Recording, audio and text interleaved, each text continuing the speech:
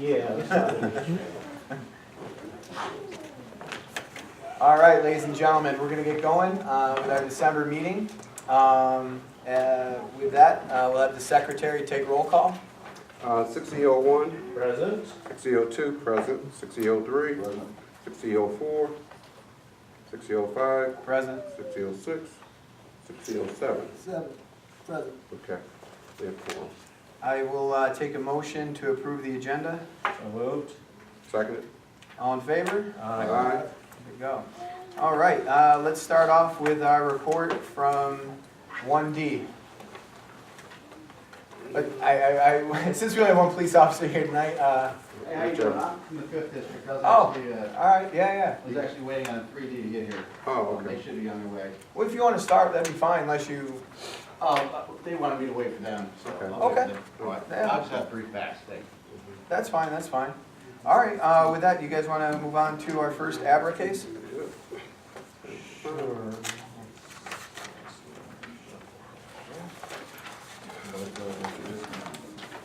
Is it Luann? Yeah. Luann Mitt? Representative from Luann Mitt? Oh, so that's the corporate name. I apologize. Yeah, oh, no, I was waiting to hear Hong Kong. yeah, come on down. Sure. If you want to stand over here, you might get caught in the camera. Sometimes when people stand over there. Sure. Yeah. So just in the way of introduction, this is a Laotian bistro from the owners of Tip Cow, a very popular Laotian restaurant up on 14th Street in Columbia Heights that is applying for a Class CR license at 1604 7th Street. And if you'd identify yourself for the record. My name is Jack Minos. Pleasure to meet you. So if you want to just briefly describe the proposed operations. Paco said it is a Lao restaurant, but if you've ever been to Tip Cow or other restaurant, my cuisine is very similar to Thai food. A little more herbaceous, and the flavors are perhaps a little bolder because of things like unfiltered fish sauce as opposed to filtered fish sauce. This model is going to be a little smaller and a little more intimate. Tip Cow is a very large restaurant. This is truly bistro in both size as well as a smaller, more carefully controlled and curated menu. The food will also have some elements of Western plating and flavors because Bobby, one of the son and partner and co-chef in the family business, went to the Culinary Institute of America and was a cook at Mini Bar, and he wants to make use of some of the skills that he had learned there. We will feature, I'm not comfortable saying things like craft bar, but the cocktails themselves will be as carefully considered as the rest of the menu. We are not a bar or club. I have no interest in that kind of thing. And Mr. Padre and I had spoken about this. Like, we're not looking for late hours. We are hoping to have, or we built a summer garden out back. The capacity is going to be about 10 people. Though it's larger, we're going to enclose it, which would help mitigate sound, but also allow us to turn it essentially into a solarium so that it can be heated and people can sit in there while enjoying all of the garden that's going to be planted around it. I brought sample menus if anybody would like to see them. Share with the commission, please. Here you go.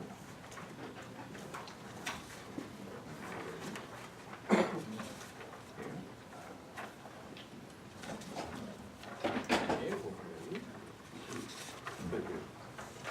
I've got some extras if anybody wants to see them. Feel free to pass them on. The family also owns a restaurant in Virginia, and just today opened up a space in Tyson's Galleria, having taken over this massive build-out by a major restaurant group that had some issues and fell apart. But it is Mike true. Isabella. Yes, yes. But we were very fortunate, and the company that has come in and taken over thought of us for it, with the caveat that we get it open in 2 weeks, which Mr. Padre can tell you is shocking considering how long it's taken us to get this far with Hanuman. But it is truly a family restaurant. Of the 2 restaurants that have been operating now for 5+ years, there's never been any incident, whether it be with anything. We've never had any complaints from the community. We've never had any issues of over drinking or bad behavior.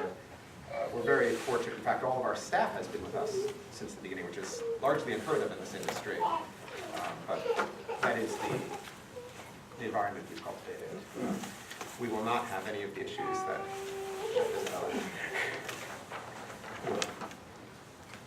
So the ABC licensing committee meeting did meet to include a presentation. We do have a signed settlement agreement with the applicants. The hours that were posted on the placard actually were longer than even the applicant really had intended. So the hours inside will not be affected by the settlement agreement. Those are 12 p.m. to 12 a.m. Sunday through Thursday, and Friday and Saturday 12 p.m. to 1 a.m. And then in the summer garden outside, it'll be Sunday through Thursday 12 p.m. to 11 p.m. and Friday and Saturday 12 p.m. to 12 a.m. And the settlement agreement also includes our standing provisions regarding disposal, no disposal of recyclables between 9 p.m. and 9 a.m. or trash pickup during those hours as well.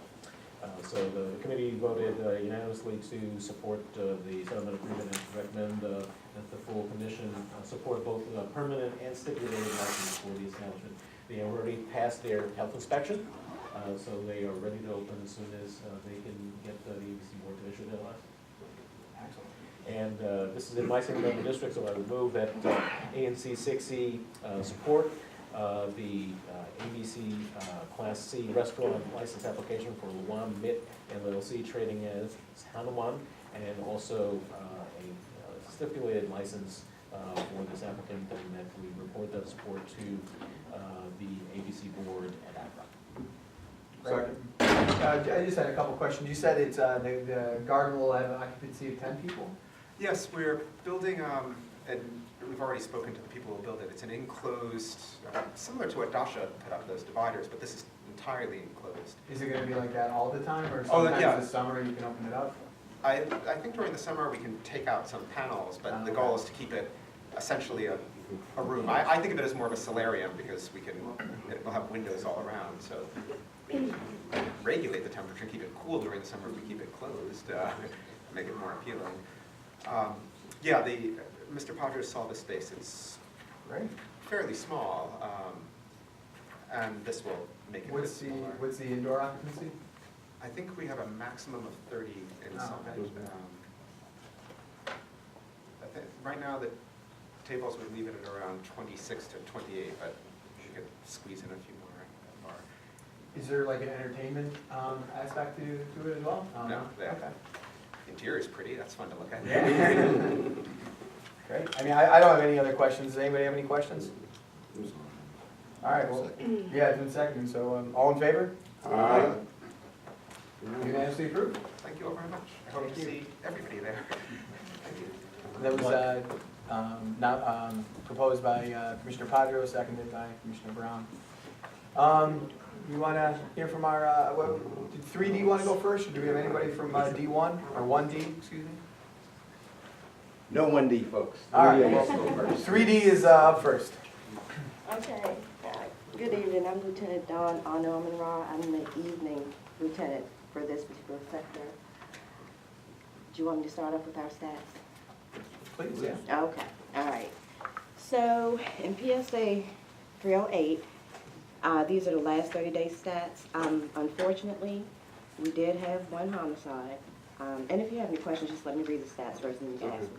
So we did have one homicide. That case was closed. We have had 2 ADW cases, assault with a dangerous weapon.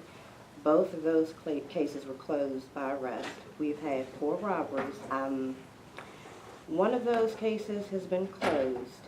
The other 3 are open, but one will be closed because it's a domestic situation, so the suspect is known. We've had 1 burglary. That case is open. We have had 6 motor vehicle thefts. Out of the 6, 1 has been closed by arrest. 1, we do have a suspect, so that will be closed. And the other 4 are currently open. We have had 12 thefts in this PSA. Out of those 12, 5 of them were from convenience stores. All of those cases are open, but we do have video footage. 3 of those were package thefts. Of those, 2 of the cases have been closed, and we do have a suspect for the 3rd one. 2 of those were bicycle thefts, and 1 of those has been closed by arrest. 1 was a Craigslist type of transaction where the person didn't get what they paid for. So that's open, and 1 was a theft of a wallet. Theft from autos, that's our problem. In the last 30 days, we've had 37 thefts from autos. Now that's for all 3 shifts. 15 occurred on the evening shift, 14 occurred on the midnight shift, and 8 occurred during the day work shift. Unfortunately, all of these cases are open. Something that we have noticed is, and maybe it's just because it's the holiday season, this month, the heaviest days for theft from autos has been Sunday and Tuesday. Okay. Now, out of those 37 theft from autos, we've had 7, which occurred between the 400 remainder blocks of N Street, 16 occurring between 5th and 9th Streets, and 8 of those actually occurred on 7th Street. We have had 9 that occurred between the 300 block of M Street through the 600 block of S Street, and 4 of them occurred in the vicinity of the 1600 block of New Jersey Avenue. Out of the 37 theft from autos, 27 of the complainants stated that they left purses, wallets, or backpacks visible in their vehicles. 14 said that they left computers visible in their vehicles.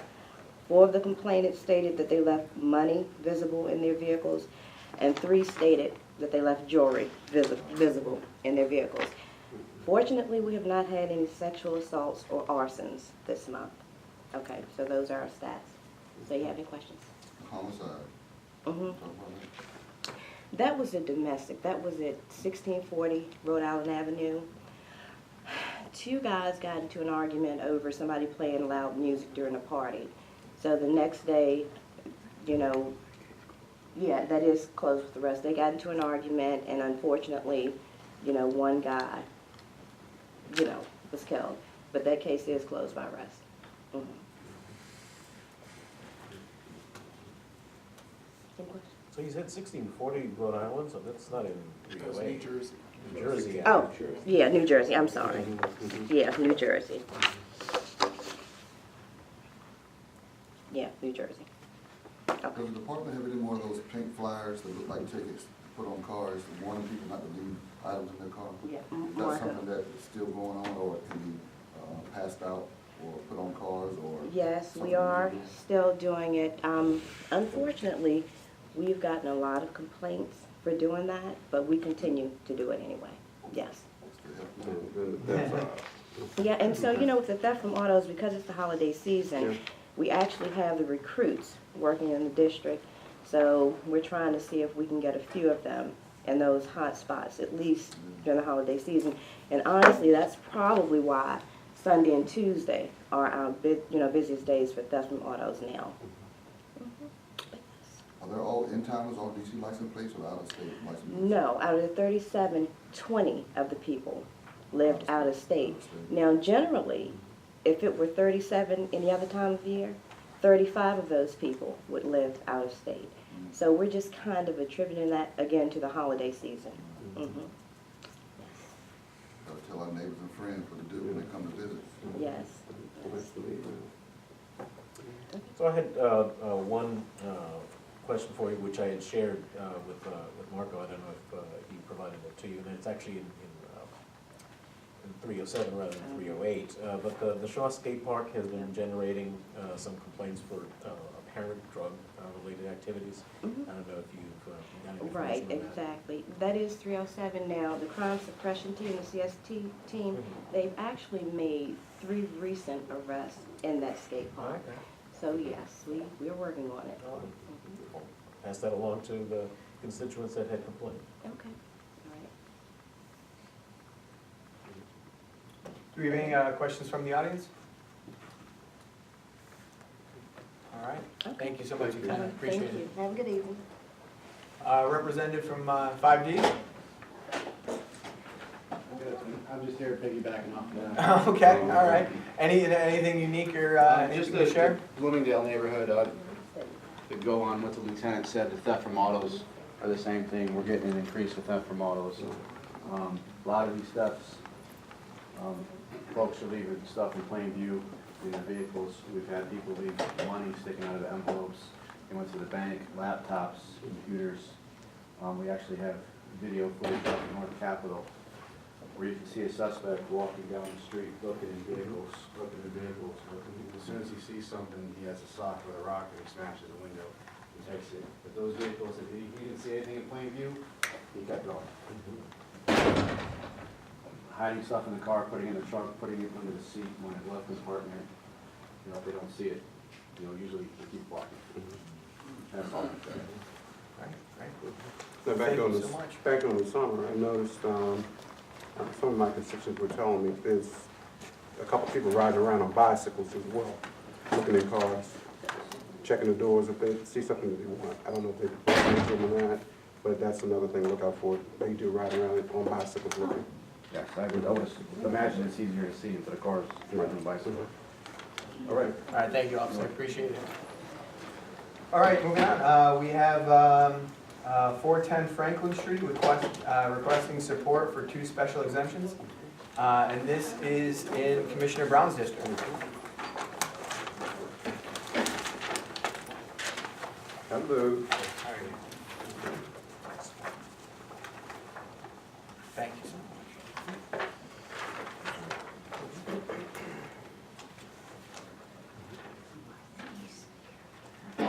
Yes, it's HP up there now, there's special exceptions. I'll get dressed up at the same time. Okay. The gentlemen here, they are coming to present for 410 Franklin Street. They have, in addition to the exceptions that they need, or variances that they need, they're also in need of approval for HPRB approval as well. What's the second part? What's the HP? We asked for 2 exceptions. Wasn't there another? This is another story. Oh, I'm sorry. It might be That's another case. I'm sorry. I got so much in my head. I'm sorry. Yeah. No. But anyway, yeah, they come for 410 and they've got an addition of them and some extra stuff. Thank you. Sure. So, hello everyone. My name is Tim Baird.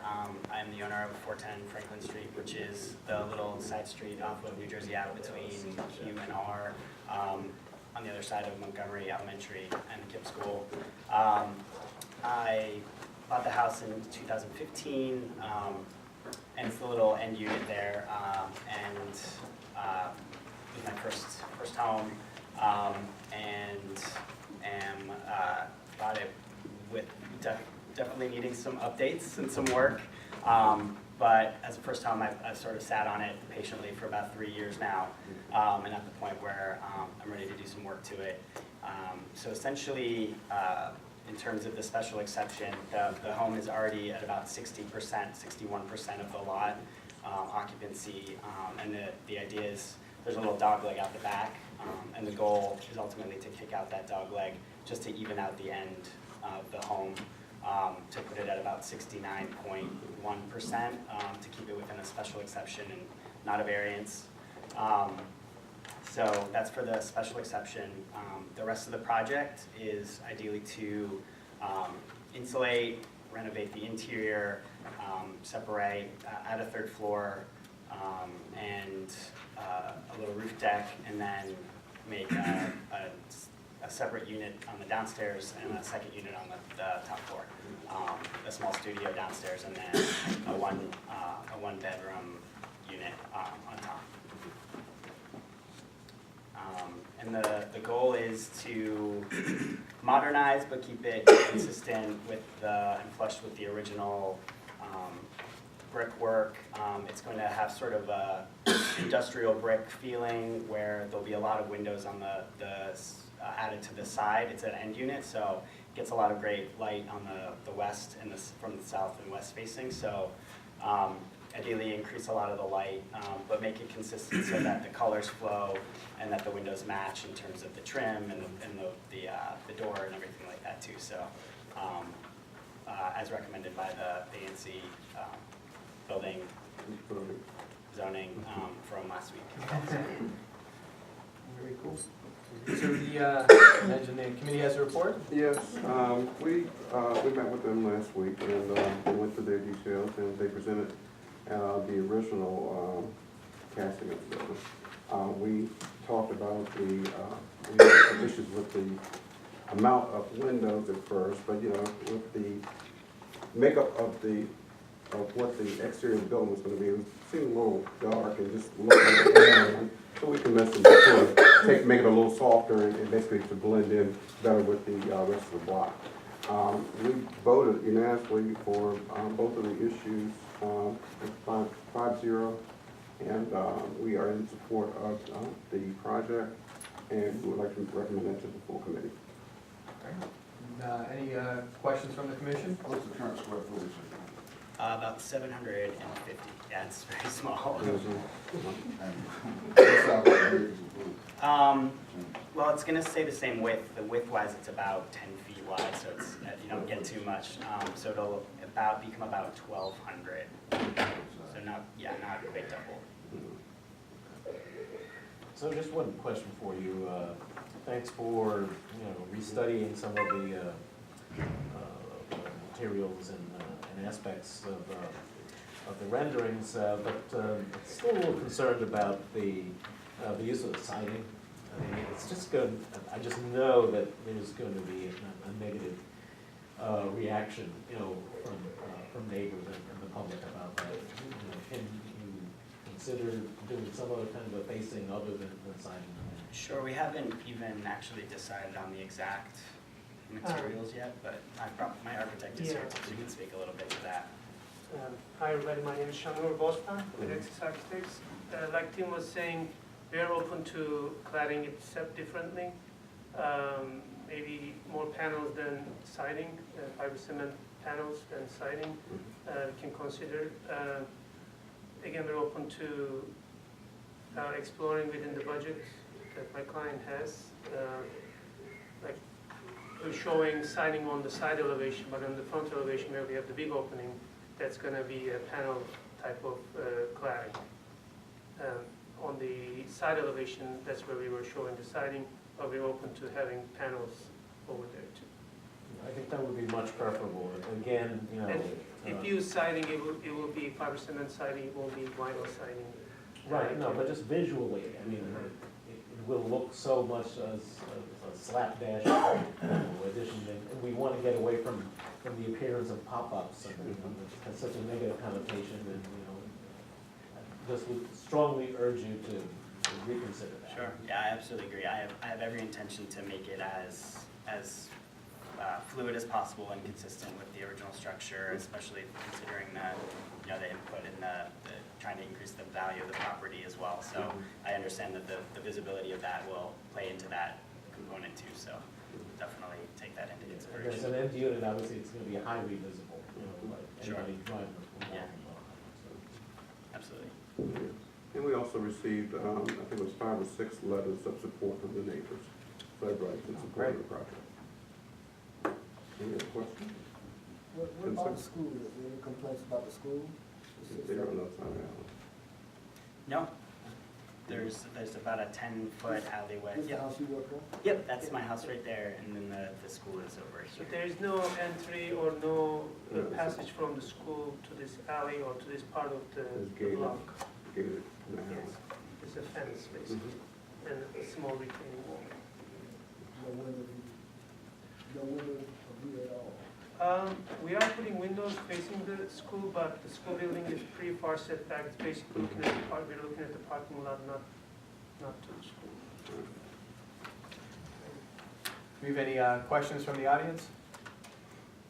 All right, I'll take a motion. Okay, so I'm going to move that ANC6E supports the 2 special exceptions, 1 to increase the lot occupancy, and 2 the setback wall relief that's required for the project at 410 Franklin Street Northwest. I report that to the board, so Is that what it is? that's it. Right, easy. Been seconded. All in favor? Aye. So who seconded Commissioner Wiggins. Unanimously approved. Thank you very Congratulations. much. Thank you very much. Good luck. Many thanks. Good work. Keep the prints? I Do you want a keep mine. copy? No, You you, need it? no. We don't need them. You can keep it Like, for record. Okay.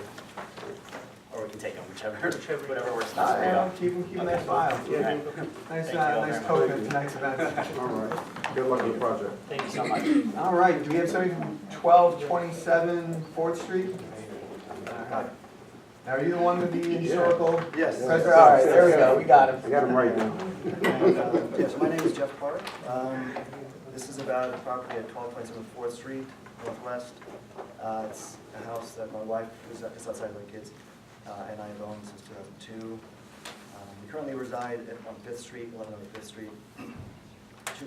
1227 is a house that's currently a rental property.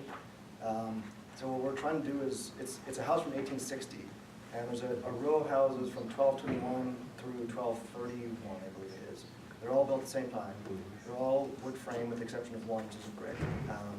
And we've got termite damage, which is causing one end of the house to sink, and it's kind of a bad situation. It's had a few small renovations over the years, but nothing substantial. So the interior's got drywalling and more modern materials. Outside is essentially the original structure on the front. On the back, there's an addition made out of cinder block, which gives it one extra room on the first floor, one extra room on the second floor. Interior square footage, I think, is 1150 currently. So we're asking for two special exceptions from the BZA. One for the rear wall setback, more than 8 feet beyond the neighboring property. And the second is for 70% lot occupancy instead of 60%. And then for historic, on the facade of the house, and we know we have to keep the facade essentially intact, because it's in a historic district, it's a square historic district. But what we're trying to do is go essentially for what a couple of neighbors down on the end of that same row, 1221 and 1223 have done, which is to have a basement. So there'd be a window on the front of the facade. So that's one of the historic, one of the things that we're asking for relief for, or approval from historic on. And the second one is on the back of the house to have a third story as part of the addition. And so those are the things that we're seeking relief for, and we're asking. We've talked to our two immediate neighbors, Katrina in 1225 and Omar in 1229, and both have given their support. And so we're asking for support from the rest of the community. Great. Well, let the committee give the judgment. Yeah, we met on that one as well. And we are in favor of both of the requests for the HPRB, with the special exception for increased occupancy, as well as the rear structure of more than 10 feet beyond the rear neighboring house, as well as supporting the special exceptions for the increase in the lot, rear wall. We have, wait a minute, these are both, the HPRB issue with the addition of the house, and we support both of them. It was a unanimous vote by the committee, 4-0, both. I guess, do I need to make a motion for this? We can ask questions, and Okay. then It's if you're really- convinced. It's really the vacant, which one, Alex to make the motion. But do we have any questions first? All right, any questions from the audience? All right, ready for a motion? Sure, so this is in Single District 04, which is currently vacant, so I'll move that ANC6E support the applications for BZA relief, as well as historic preservation concept approval for, let's get the address correct, 1227 4th Street Northwest, and we communicate that support to the Board of Zoning Adjustment and Historic Preservation Review Board. Second. All in favor? Aye. All right, thank you so much. And next up, we have 1,000 Rhode Island Avenue. This was Mr. Higgins. Hello, Good show. Okay. my name is Martin Hardy. You have the blue folders. Perhaps the easiest way is just to look at the photographs. I bought this house, it was a complete ruin. It was one of the, listed as one of the 10 eyesores of the city in 2000, year 2000. It had been burned down and demolished by the city, and it was a complete wreck. And I was just finishing my career as an economist, and this was the first building I ever did, and I really wanted to build something quite, hopefully, spectacular to lead into Logan Circle. So we went to the BZA in 2001 with a 4-story building, which was unusual because most of the buildings around are 3 stories. And the BZA approved the plan. It was 4 stories with a cellar.